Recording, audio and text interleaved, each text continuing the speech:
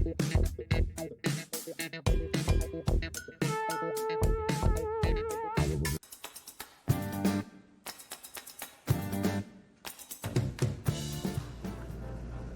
Proceedings. It sounds mysterious. I wonder what case does it cover, and what cases fall under it. You know what? The definition and cases covered by Special Proceedings are provided in Rule 72 of the Rules of Court. Oh, that makes sense. I must read more about it. Hello, viewers! Are you wondering what special proceeding is? Well, today we are going to share with you Rule 72 of the Rules of Court, which talks about the subject matter and applicability of general rules of special proceedings. The big question is, what are the cases falling under special proceedings? First, let me define what special proceeding is. Special proceeding is an application to establish a status, a right, or a particular fact.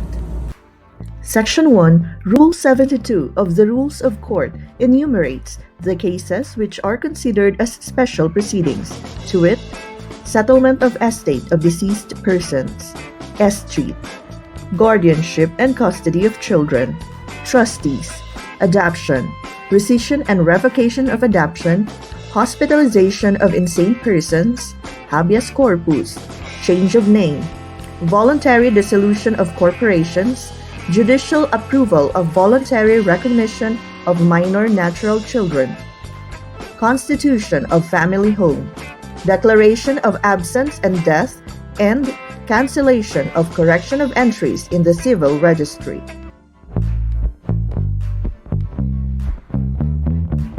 The answer is no. Unlike a civil action, special proceeding does not have a specific adverse party. Mommy, what do you mean by Sharia District Court? You mean Sharia District Court? Yes. A Sharia District Court is a regular court like a regional trial court. Look here. The cases falling under the exclusive jurisdiction of the Sharia District Court in special proceedings are the following: all cases involving custody, guardianship, legitimacy, paternity, and filiation arising under the Code of Muslim Personal Laws of the Philippines, all cases involving disposition and settlement of the estate of the deceased Muslims, probate of the wills, issuance of letters of administration, or appointment of administrator or executors, regardless of the nature or the aggregate value of the property. Further, under the Rules of Court, a proceeding before the Sharia District Court for the settlement of the estate is deemed a special proceeding. Did you understand it, baby girl? Yes, no. That's a lot. Coming right up is a case about Montanier versus Sharia District Court. Please keep on watching.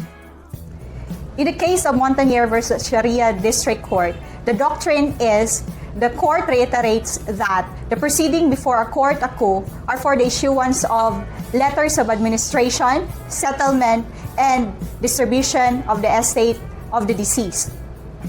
The Rules of Court define special proceedings as a remedy for a party to establish a status, a right, and a particular fact. The facts of the case are, in May 1995, Alejandro Montanier Sr. died, leaving his wife and his 3 children as heirs to his estate. 5 years later, a petition for partition of the estate of Alejandro Sr. was filed before the Sharia District Court by Liling de Sancopan and Almalin Liling Montanier. They alleged that Alejandro Sr. was a Muslim and that they were his first family. Petitioners filed a motion to dismiss the complaint on the ground of lack of jurisdiction of the Sharia court, alleging that the decedent was a Roman Catholic. They also argued that the proceeding before the court is an ordinary civil action against a deceased person. The court dismissed the complaint, holding that the deceased was not a Muslim, and the court's jurisdiction extends only to settlement of estate of deceased Muslims. Private respondent Liling filed a motion for reconsideration, which was granted by the Sharia District Court. It reconsidered its dismissal and allowed the respondent to adduce further evidence. Later, it ordered the continuation of the trial on merits. This was questioned by the petitioners. The issue in this case is that the complaint filed by the respondents in the Sharia District Court for the settlement of the estate of Alejandro is an ordinary civil action. The court ruled, no, the complaint filed by the respondent in the Sharia District Court for the settlement of the estate of Alejandro is not an ordinary civil action but a special proceeding. Under the rules of court, a special proceeding is a remedy by which a party seeks to establish a status, a right, or a particular fact. Here, the respondents seek to establish the fact of Alejandro Montañer Sr.'s death and subsequently for the private respondent, Almalin Liling S. Montañer, to be recognized as among his heirs. The purpose of the settlement of the estate of the decedent is to determine all the assets of the estate, pay its liabilities, and distribute the residue to those entitled to the same. Thus, the complaint filed by the respondent in the Sharia District Court for the settlement of the estate is not an ordinary civil action, but a special proceeding. Girl, is an action for the cancellation of a deed or instrument and reconveyance of property instituted by compulsory heir a special proceeding? No, girl.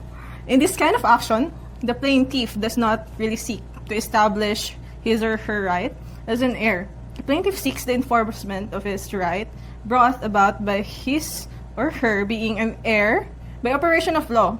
To understand more about it, let us watch this case about Treyes versus Larlar.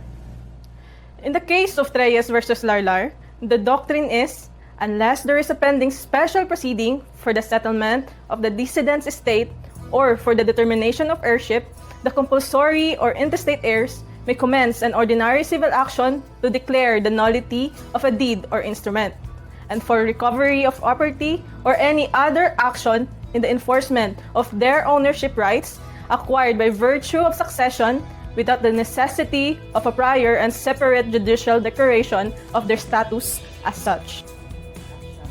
The facts of the case are the following. Rosie Larlar Treyes, Rosie for brevity, the wife of Dr. Nixon Treyes, Dr. Nixon for brevity, died without any children and without a will. Rosie left behind 7 siblings, namely Antonio, Emilio, Heidi, Rene, Celeste, Judy, and Yvonne. At the time of her death, Rosie owned 14 real estate properties within Dr. Nixon as conjugal properties. Subsequently, Dr. Nixon executed 2 affidavits of self-adjudication, transferring the estate of Rosie unto himself, claiming that he was the sole heir. The RTC denied the omnibus motion, prompting Treyes to file before the Court of Appeals a petition for certiorari under Rule 65. The Court of Appeals, however, denied the same. Hence, the instant petition. The issue in this case is a prior determination of the status as a legal or compulsory heir in a separate special proceeding, a prerequisite to an ordinary civil action for recovery of ownership and possession of property. The ruling is no. A prior determination of the status as a legal heir in a separate special proceeding is not a prerequisite to an ordinary civil action. Under Rule 72 of the Rules of Court, matters relating to the settlement of estate, including the determination of heirs, fall under the jurisdiction of probate courts. Here, there is no need to conduct a prior determination of the status as a legal heir in a special proceeding, as Larlar et al. Do not seek a declaration of heirship, but rather the enforcement of their rights as intestate heirs, which are already vested under Article 777 of the Civil Code. Thus, a prior determination of the status as a legal heir in a separate special proceeding is not a prerequisite to an ordinary civil action. Ms. Schwabs, are the rules in civil actions applicable in special proceedings despite their differences? Yes, Ms. Schwabs, the rules in civil actions are applicable in special proceedings. Section 2 of Rule 72 expressly provides that in the absence of special provisions, the rules in ordinary civil actions, as far as practicable, are applicable in special proceedings. Oh, I see. Thanks for that info, Bessie Wops. Please, to enlighten us more about this topic, let us watch this video about the case of Alan Joseph Shecker versus the estate of Alice Shecker. In the case of Alan Joseph Shecker versus estate of Alice Shecker and Victoria Medina, the doctrine was provisions of the rules of court requiring a certification of non-forum shopping for complaints and initiatory pleadings, a written explanation for non-personal service and filing, and the payment for filing fees for money claims against an estate would not in any way obstruct probate proceedings. Thus, they are applicable to special proceedings such as the settlement of the estate of a deceased person as in the present case. So the facts of the case are the following. The RTC admitted to probate the holographic will of Alice O. Shecker and thereafter issued an order for all the creditors to file their respective claims against the estate. In compliance therewith, petitioner filed a contingent claim for agents' commission due him amounting to the approximate 206,250 pesos as reimbursement for the expenses incurred and or to be incurred by petitioner in the course of negotiating the sale of said realties. The RTC issued the assailed order dismissing without prejudice the money claim based on the grounds advanced by respondent. Petitioner insists that Section 2, Rule 72 of the Rules of Court provides that rules in ordinary actions are applicable to special proceedings only in a suppletory manner. So the issue is whether or not the RTC erred in dismissing petitioner's contingent money claim against respondent estate for failure of the petitioner to attach in his motion a certification against non-forum shopping. The Supreme Court ruled by citing Section 2, Rule 72, Part 2 of the same Rules of Court, which provides that in the absence of special provisions, the rules provided for in ordinary civil actions shall be far as practicable applicable in special proceedings. Here, revisions of the Rules of Court requiring a certification of non-forum shopping for complaints and initiatory pleadings, a written explanation for non-personal service and filing, and payment of the filing fees for money claims against the estate would not in any way obstruct probate proceedings. Thus, they are applicable to special proceedings such as the settlement of estate of a deceased person. I learned a lot today. Thanks to you, my friend, for staying here with me. You're welcome.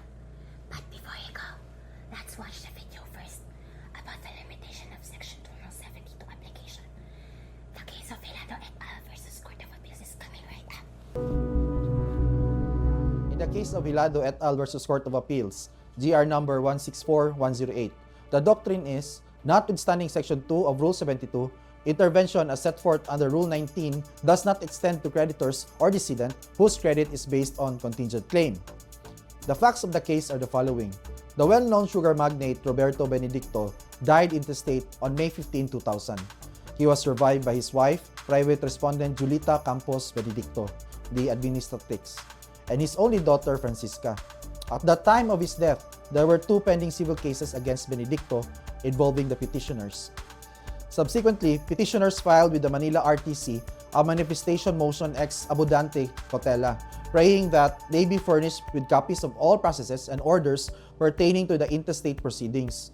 The Manila RTC denied the manifestation on the ground that petitioners are not interested parties within the contemplation of the rules of court to intervene in the intestate proceedings.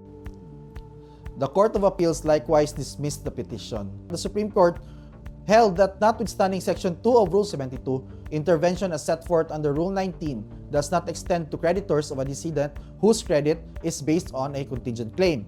The definition of intervention under Rule 19 simply does not accommodate contingent claims.